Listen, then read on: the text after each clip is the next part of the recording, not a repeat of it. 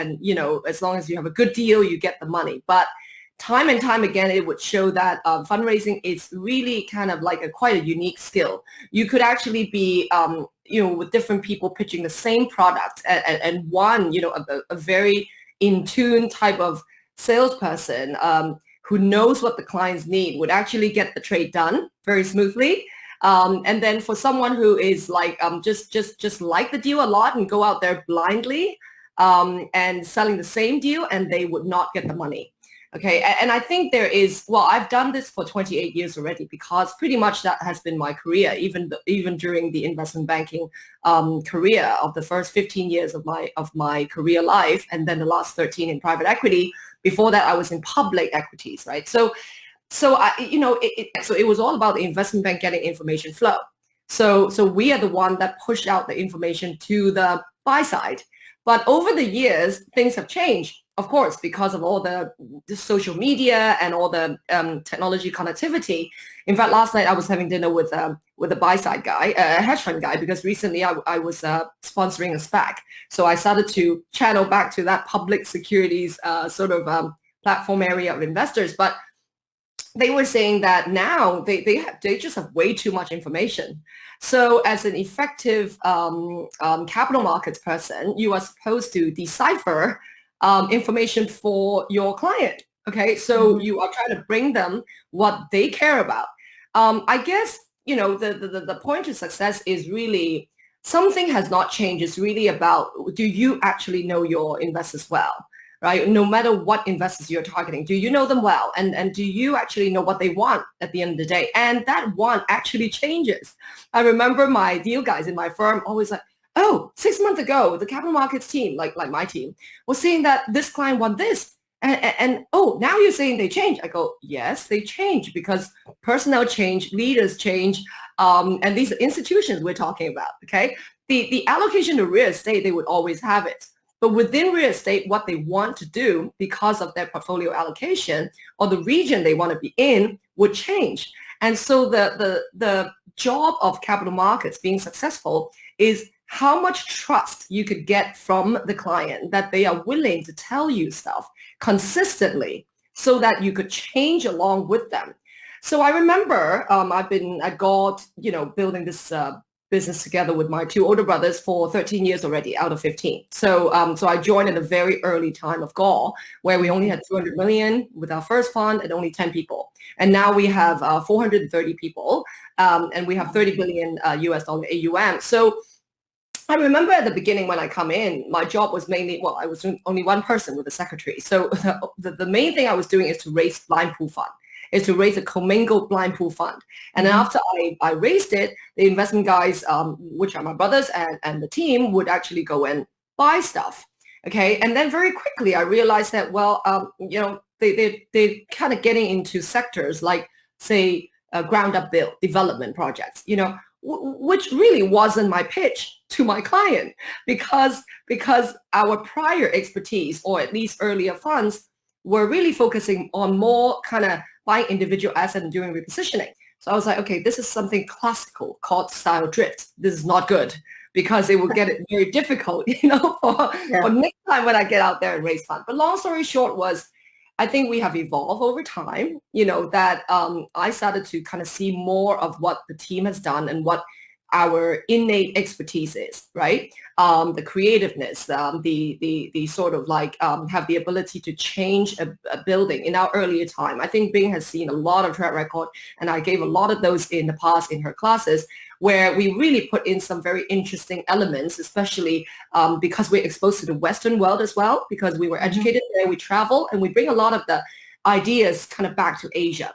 And even now, when we are doing scalability of platforms like logistics, like data center, like life science and whatnot, hey, those kind of idea is still, the Western world has already done them. It's just that, Asia is always a little bit behind, but when we are at it, we sometimes like grow even quicker because of the sheer nature of, the vastness of China. And of course, the rest of the Asia Pacific region, in a lot of ways, is actually tied to the growth of the Chinese consumers and, and wealth, right? So that was allowing us to kind of grow. And I guess last but not least is, so as we evolve along, there were multiple points in time where the power of growth or economy of scale of growth for our AUM come from, in a way, investor directing what they want.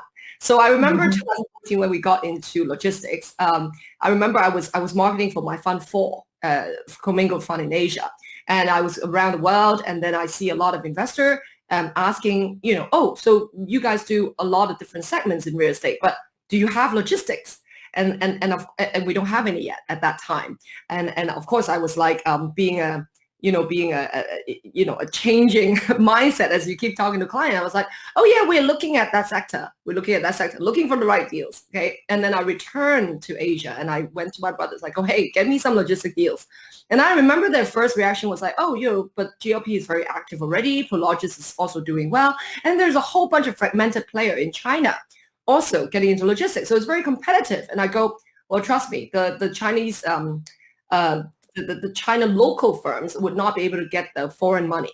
Okay. And GLP and Prologis, they are successful, but they're targeting only a few very large investors in the world because those guys keep cornering their allocation. So there's still a lot of foreign money could not get in. So that was kind of how we got into it. And we have since then grown very well.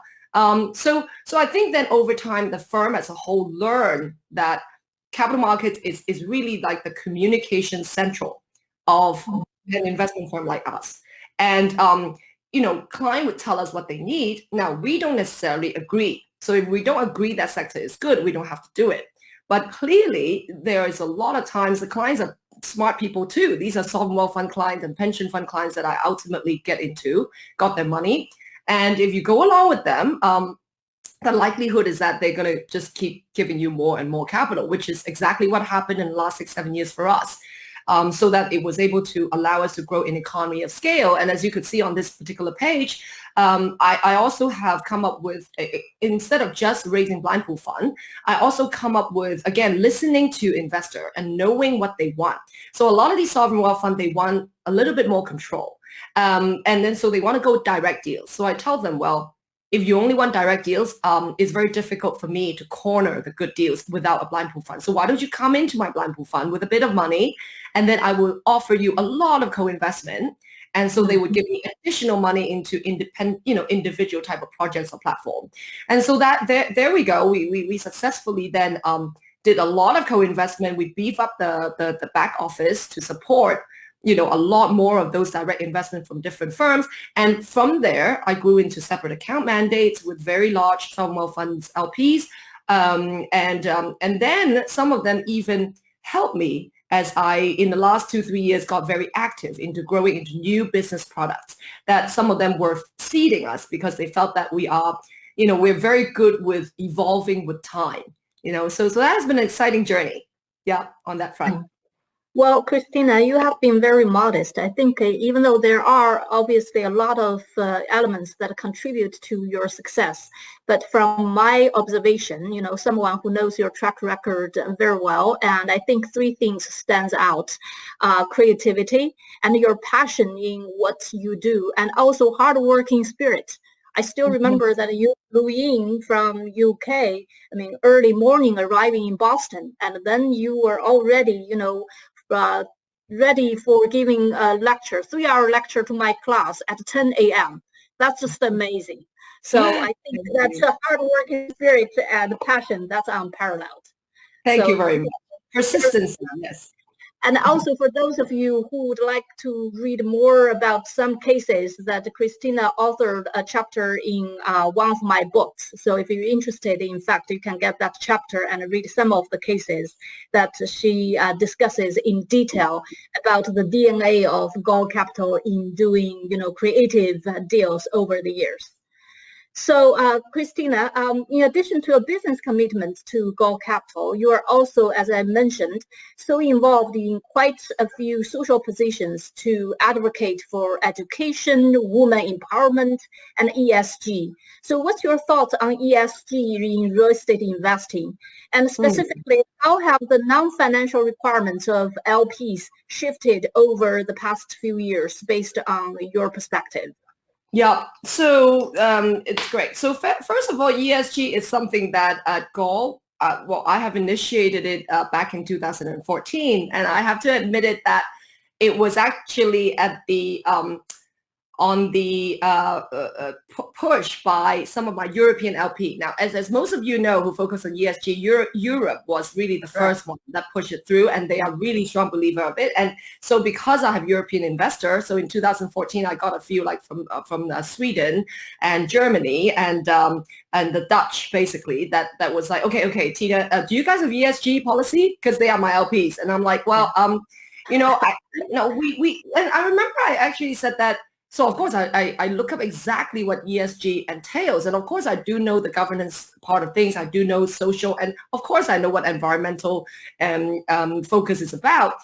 But of course in Asia region, even though I believe in it, but there's just not enough of community embrace that you could effectively deploy those kind of things into the real estate asset. However, we still, implemented an ESG policy. And I still remember talking through with my client, and of course they give me some hints as to like, these are the things that we care about.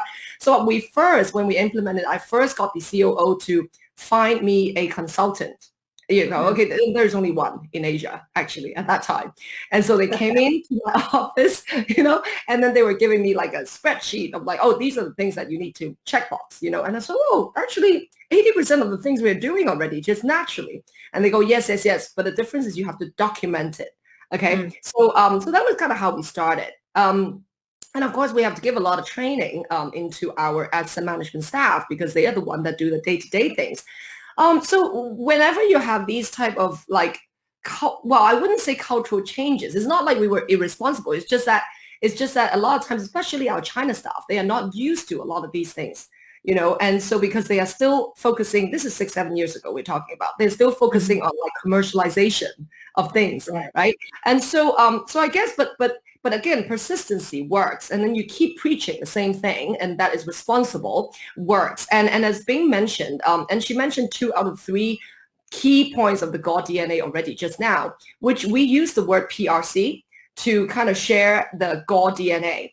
And for the last decade, I've used PRC everywhere I go, to a point where even my investors know what they are, which is passion, responsibility, and creativity. Okay. And then so since 3 years ago, I started to preaching ESG, within my firm. Right. And so now everybody's like, yeah, Tina, everything we're putting in a lot of these ESG efforts in our portfolio.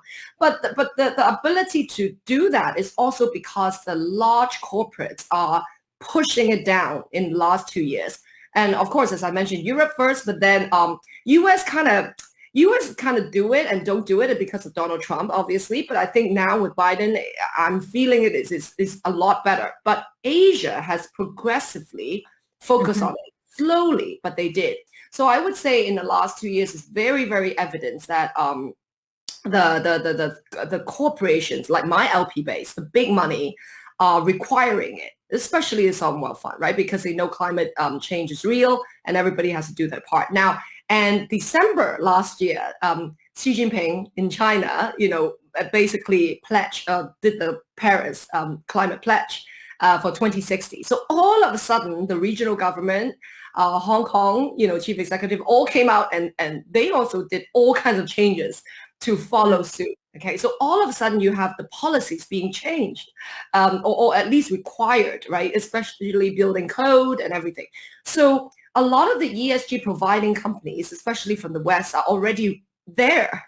It's just that nobody was really dealing with them, right? So all of a sudden, when these big money and government and policies are changing, the sea wave of change is happening. Same thing with women diversity. I mean, I'm feeling, I'm feeling it, literally feeling that the big wave is coming. Just last night, my dinner was with this hedge fund guy, but he also sits on the listing committee of Hong Kong Stock Exchange. And he was telling me, Tina, I could feel that this women equality movement, even though it has been increasing over the decades, but the really big push, it's here. Because they are actually requiring companies, this is Hong Kong we're talking about, requiring companies to have at least 30% board member being women. and it becomes a requirement when the new company go for listing approval. Okay, so yeah, so this is a big wave. Now, some of the chart that you're looking at that Max is sharing on screen shows some of the actual ESG work that we put in our asset. Okay, so again, this is a portfolio where photos of example of a portfolio that in Professor Wang's class I've actually mentioned. It's basically community malls in Hong Kong that over the years of 2017 and 2018, we bought 29 of these Hong Kong community malls where it housed thousands of sort of middle class and below households. Okay, it's public estates linked. And what we did in these malls with our ESG policy is environmental. Obviously, we put in a lot of environmentally saving energy, cost savings, and motion sensor in car parks, type of companies or software into the portfolio. But on the social side is where we are extremely proud of. For example, we spent a little bit of money to refurbish the rooftop of these very large community malls that are non-discretionary malls. 96% of the tenants are non-discretionary type. So it really weathered through both the Hong Kong riots in 2019 along into the pandemic extremely well. And we were able to do rental reversion of like on average 25 to 30%, which is, fantastic in given that Hong Kong has gone through such a difficult time. But the social aspect is we basically refurbish these rooftop into multi-purpose sports court. Okay. Mm-hmm. And the way we do it is we wanted to facilitate more of the estate youth who tends to don't have a lot of things to do after school. Okay, and so at least we have a common space that they could go to play sports. But we actually go further as to work with NGO to facilitate like recruiting sport, like youth as the sports people for different districts. And then we organize league plays, like match plays every weekend. So we attract the community to actually go and watch these sports games. And the great thing is it indirectly benefited the tenants because 80% of the tenants are actually F&B related. So of course, if they spend more time in the mall, they're doing sports, they're gonna consume more drinks and more food in the mall. So ended up we were getting very, very good feedback from the community, and that was exactly what we wanted to do. And so after we bought this whole 29 mall as a portfolio, we have recreated a brand called People's Place, is because the idea is to bring people back to the community. And then on the women's side, we also did quite a fair bit of things because remember, these are public estates. A lot of the women are stay-home housewives, and they go down to the wet market and they buy food, they cook. But then as the kids grow older, they are less busy. So we retrain them, and basically put them back into the workforce to work as salespeople or like in the restaurants in their community. So ultimately, they have the economic independence themselves, and they spend again back into the mall. So these are all the things that we have done, which have never been done in this type of mall by the previous manager, right? So I think these are all the things that if you put your heart into managing, but there's a lot of these ideas that could come about which would indirectly benefit the bottom line. And this is where our social side comes in. Yeah, and governance, of course, is all about transparency, governance, and we have added a lot of like compliance, risk management into our platform over the years as well. Yeah, so ESG is very highly in play right now at Gall. Yeah, I have to say that Gall is acting as a leader, from the private sector, contributing, to the social environment. That's great. That's wonderful. And then last question from me before we open to the floor. So given the current, macro environment, social and political, and also the structural change in the physical, side of real estate, what's the strategy, the balance between, investment projects in Asia Pacific area versus expansion into different other parts of the world for Gall? Thank you, Professor Wang. I think the one thing I wanted to say about sort of expansion is because we already have footprint around the world in the US as well as in Europe, we have also got into different sectors. And I have to say, not everything is rosy. We definitely suffered on the hospitality sector. And there's really nothing we could do about it. It's not even our fault, you know. It's like nobody allowed to travel.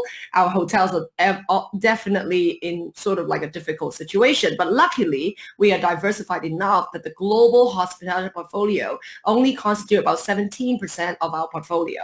So so it is difficult, but it's not like really affecting us too much. And of course, a lot of the hotels were doing well pre-COVID.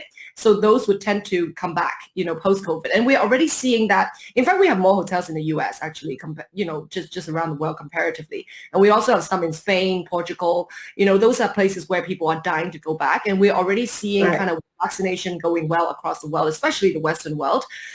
You know, the bookings are actually starting to climb, right? So that's kind of like the part that I actually wanted to share. But more importantly, I think there is a product type where we have gotten extremely excited about, which is also come from an evolution, natural evolution of Gaul being creative and being in the ecosystem and making very good friends and relationship with these tech giants in Asia.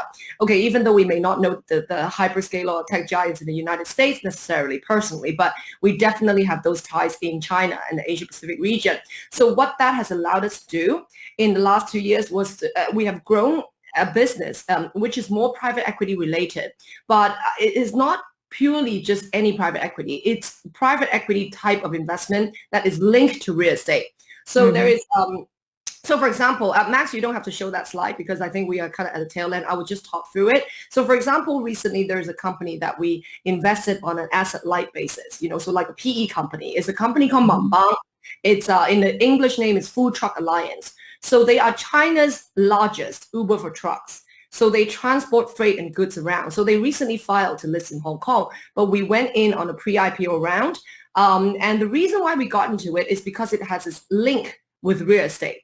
Okay. And how does it relate is because through these truck, you know, they are the nation's largest and they go in intercity. So they go between city and city. Okay. And so they do long distance kind of delivery. So, but they have been existed for the last 9 years. And through these Uber for trucks, they collected a lot of data. Okay. So with those data, they were able to find out a lot of information about warehouses, logistic warehouses, about what goods certain location warehouses is placing and what are the goods that are being transported to the customer base, right? So through the development of these database, now the company wanted to develop logistic hard assets as well of the business. So they find that we are a very good partner to work with because we bring in foreign capital, you know, whereas I think the local PE firm that are humongous, they are mainly kind of give capital rather than the real estate expertise. And so to that extent, we were able to on the side sign on a JV with them to develop a logistic business, right? So this is an example of that as to how we then got access to some of these nation's largest, you would call it asset-like kind of PE-like investment. But we try to select those that have a link back to real estate growth so we could kind of invest in them and make money on the opco growth side, but yet we actually use these company link to grow the hard asset portfolio even bigger. And so in that standpoint, it's like smart warehouse basically is developing. So that's kind of one of the example. And over the years, because we have more and more of those deal flow, including ESG, like companies that are saving energy, like Switch Automation is another example where it's tracking people movement in offices, you know, so putting them in commercial asset have given us about like 25% cost savings in energy. And that is big. That is giving back to community on a climate side, but also, you know, really actually saving costs, right? So we also sometimes put money in some of those companies that are proven useful. And how we help them grow is not only do we use them in our portfolio, but if proven useful, we actually introduce them to my larger LPs, the sovereign wealth fund guys that have like hundreds of billions of hard asset in their portfolio. And so we introduce these companies to these LPs because they focus on ESG a lot and therefore in turn help these smaller companies grow strategically as well. So it allowed us to recently launch a growth equity fund product, which is an entirely new product, but we're getting very good support from my existing LP base, which is on the real side. Yes. Yeah, that's very intelligent direction to go, I have to say. Yeah. So we have two questions here I can see. One is, what is the future of Hong Kong's affordable housing market in your view? Right. Okay. So if you ask me as a private investor, I have a lot to say about what could be done to the affordable housing, right? Yeah. But after all, affordable housing, the push need to come from the government, the Hong Kong government. So in truth, Hong Kong, I could say now, with the national security law in place, and there's a lot of movements in Hong Kong to put, to kind of link back the sort of patriotism sort of feeling in education, or that I'm sure all of you have read about it. Whether you agree or not agree, it's not for me to say, but I'm staying neutral on all of these stuff. But, in terms of future Hong Kong affordable housing, it's probably going to be in the hands of the Chinese government in terms of how they want to push these areas into Hong Kong, because allowing, for the Hong Kong government themselves, I have to say it really has not been done well, especially post-97. Everything that we had on affordable housing or government subsidized housing was done pre-97. Okay, post-97 handover, that really has not been much done further on affordable housing, which is a very big sector. And of course, there's a lot of places we could learn from. Singapore has done a fantastic job. 80% is actually living on government subsidized housing. And then London, when you do new development, of course, you have to put up a sort of, well, not necessarily affordable housing, but at least like key workers, right? They call it, for the police, for the nurses, for whatever. So, so in that sense, there's a lot of things that the government could learn from. But we as, like real estate player, the affordable housing sector has to work alongside the government direction. So, and all of us are giving a lot of suggestion in. Yeah, it's just waiting for it to be implemented. I mean, from what I know, that the Chinese government now is really putting a lot of effort to actually provide more affordable housing in Hong Kong. Is that right? Yeah. Yes, they're definitely pushing for it. Yes. Right. Yeah. So another question is, what is the biggest opportunity in terms of property type in Asia Pacific region? Yeah, and I could, just go back to like earlier part of my dialogue was, even though it doesn't sound very exciting, but honestly, the sectors that could grow in scale are warehouses. So I'm telling you, data center is hot cake, seriously hot. And logistics continue to be extremely focused sector. So I could tell you that the big guys, the big sovereigns are all going after that. I think partly is because you have to think about supply and demand, right? Of all the traditional real estate sectors, everybody has. Retail is like a big no-no. You have no idea how much time I have to spend explaining. Retail has many different kinds of retail. The type of Hong Kong public estate mall retail is only unique to Hong Kong. And it is not your typical retail. It is non-discretionary. It is totally resilient, right? I have to explain, because whenever I said retail, they're like, our IC don't want retail. Office building, they go, with COVID, office space will be less likely needed and all that. But, but the main thing to me is why warehouses are getting such a hot demand is more because historically that sector is not played up, which means that the allocation is very low. And so from the big investor point of view, when they need to balance things out and when there is a real need for it, they are going in a very big way. Whereas offices, hey, they have a lot already. So if it recovered, that's great, because they have it already, But so they're going into things where it's in vogue, but it's also makes sense because of the habit change of the consumer base, right? We are all changing our habits, and so certain sectors of real estate would benefit more, which is right now is actually data center and logistics. Yeah. Yeah. I think we have more questions than what the time allows for. Can we take one more question? I don't know if we can. I wonder if they would. Okay. Yeah. One last question, Christina. So how do you balance investment strategies that appeal broadly to your clients, investors, versus investment strategies that you believe are unique or creative? Sure. Yeah, that's luckily that's a pretty quick answer to go. That's why I have the blind pool funds, right? The blind pool fund, commingle fund allow us to do something that we believe is unique and creative, and sometimes take a little bit more risk because it's blind. We could use that money as we wish, right? And so we would still look for those type of opportunity and go do them, and to show what we believe it's right. On the other hand, the things that appeal to clients broadly are the ones that actually could grow in scale. Okay, so, and in the end of the day, they are still correct because, like data center and logistics was actually somewhat driven by clients' demand.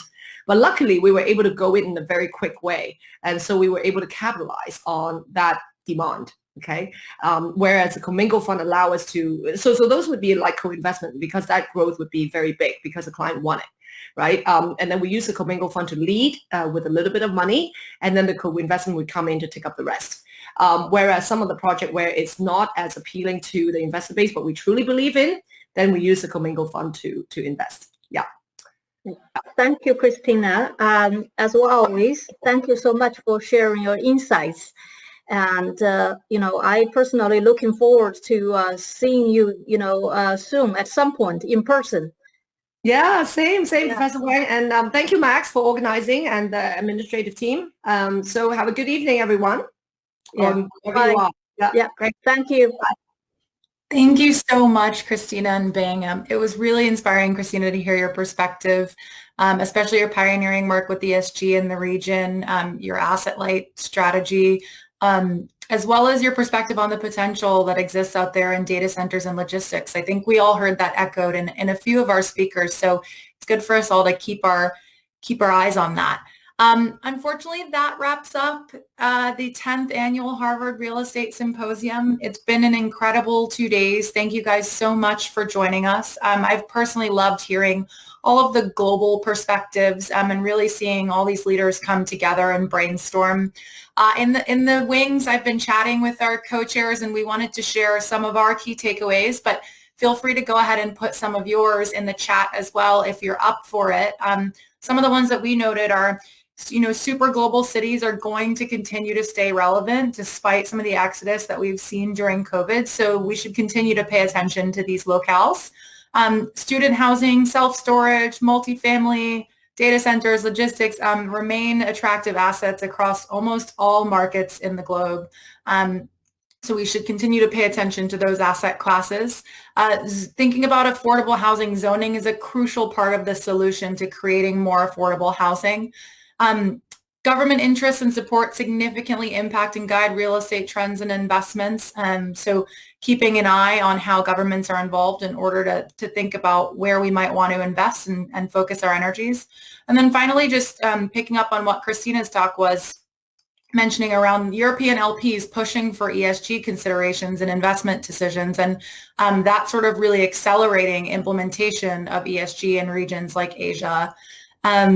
So yeah, I can't see the chat on my end, but hopefully you guys have shared some amazing takeaways that you've got. And I wanted to just give a huge thank you to the entire planning team of the conference: Danny Duran, Alex Kozak, Kaisa Martinez, Annie Carey, Max Ryder, our panel organizers, Nick Desatnik, Cyril Strawn-Turner, and Justin Hoogerhide, and also to our production team, West Peak. Thank you, thank you, thank you. Of course, to our 20 plus speakers and panelists. It was really a pleasure hearing from you. As a final note, we want to stay connected. So follow us on LinkedIn at the Harvard Real Estate Symposium.